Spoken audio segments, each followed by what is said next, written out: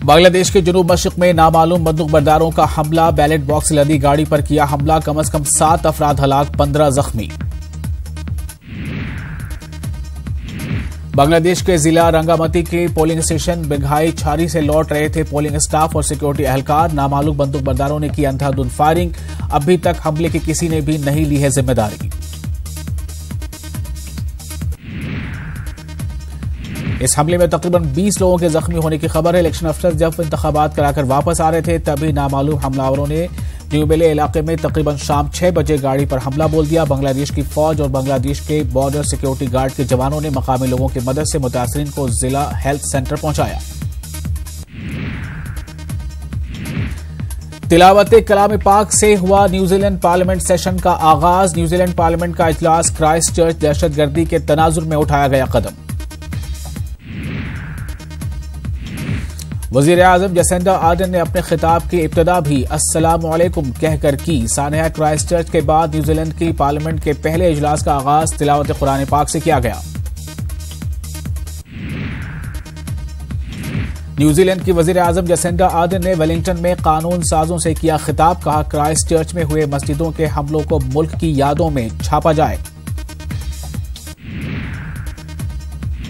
Jacinda Ardern ने कई मजहबी रहनुमाओं से की मुलाकात, क्राइस्ट चर्च हमलों पर हुआ तबसरा, पार्लियामेंट में खिताब के बाद की मुलाकात।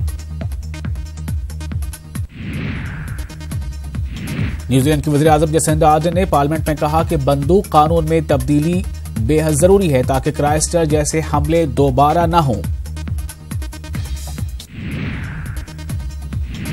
न्यूजीलैंड के बाशिंदों ने अपने बंदूक पुलिस के हवाले करना शुरू कर दिया। जसिंडा आर्डन ने लोगों के इस इक़दाम की काफी सताइश की।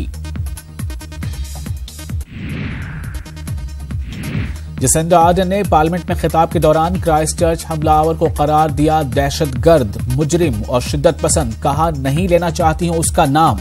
सोशल मीडिया को कहा अपनी वेबसाइटों पर रखे ध्यान। कनाडा के वज़ीर आज़म जस्टिन ट्रूडो ने न्यूजीलैंड में दहशतगर्दी के वाक़े की मज़म्मत करते हुए कहा कि इस किस्म के वाक़यात की वजह इस्लामोफोबिया है। कैनेडियन पार्लियामेंट में बयान देते हुए ट्रूडो ने मुस्लिम कम्युनिटी से ताज़ियत का इजहार किया और कहा कि वो दुनिया भर के मुसलमानों के गम में शरीक हैं।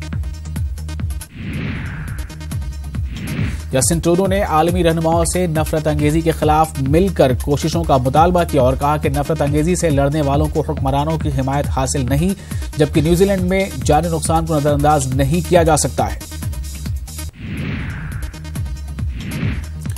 चीन और मंगोलिया की सरहद पर 28 जिंदा बम बरामद किए गए हैं, जिन्हें मुमकिन है कि 1939 में हुई जंग के दौरान फौजियों ने छोड़ा होगा।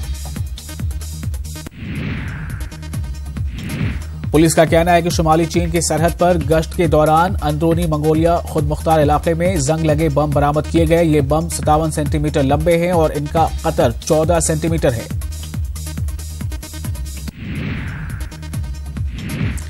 अक़वाम मुत्तहिदा ने कॉन्गो जमहूरिया में तशद्दुद के खतरे को कम करने के लिए हर मुमकिन कोशिश करने का अज़्म किया है। सेक्रेटरी जनरल की खुसूसी नुमाइंदा लीला ज़ीरोगोई ने कॉन्गो के हालात पर पीर को सिक्योरिटी काउंसिल से किया खिताब। लीला ज़ीरोगोई ने सिक्योरिटी काउंसिल से अपील की है कि कॉन्गो के अवाम की उम्मीदों को पूरा करने की कोशिशों में हुकूमत की हिमायत करें ताकि सियासी बातचीत और ताउन को आगे बढ़ाया जा सके और इन मौक़े से फ़ायदा उठाया जा सके, जिससे कुछ इलाकों में मुसल्लह ग्रुप मुस्तकिल तौर पर ख़त्म हो सके।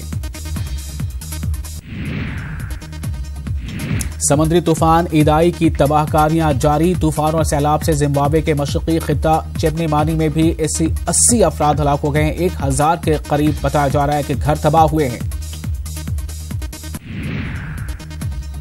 मोज़म्बिक में पहले आया था तूफान, मोज़म्बिक में भी 1000 से ज़ायद घर तबाह।